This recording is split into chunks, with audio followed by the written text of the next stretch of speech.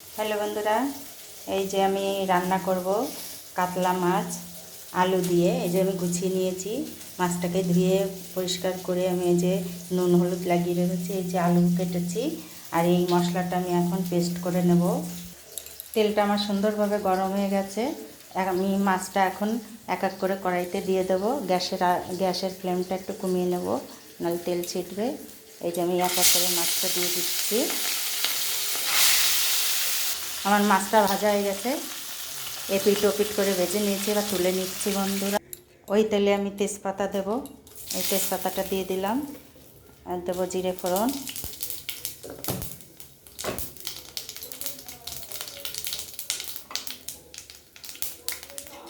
এই জিরেটা ভাজা হয়ে গেছে।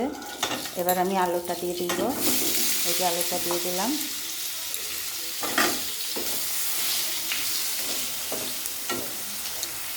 আলুটা ভাজা হয়ে গেছে, আমি এবার অ্যাড করে দিচ্ছি এই মশলাটা। এই অ্যাড করে দিলাম। ওর ভিতর দেবো হলুদ,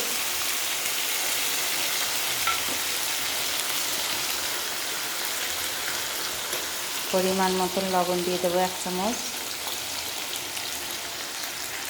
আমার আলুটা ভেজে এই যে কষিয়ে নিয়েছি, তেল ছেড়ে দিয়েছে রান্নার। এই যে মশলা কষানো হয়ে গেছে।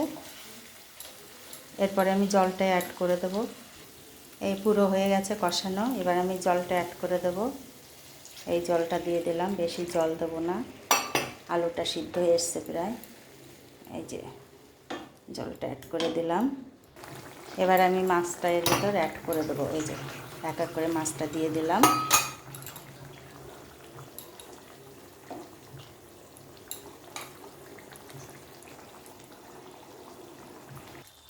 আমার মাছের ঝোল প্রায় হয়ে এসছে। এখন আমি একটু ভাজা জিরে দিয়ে দেবো, গুঁড়ো করে রেখেছিলাম শুকনো খোলায় ভেজে, সেটা দেব।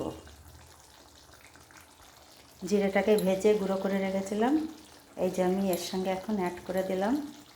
আমার মাছের ঝোল হয়ে গেছে। মাছের ঝোলটা হয়ে গেছে, যে নামিয়ে নিয়েছি। এই যে দেখো। তাহলে রাখছি বন্ধুরা।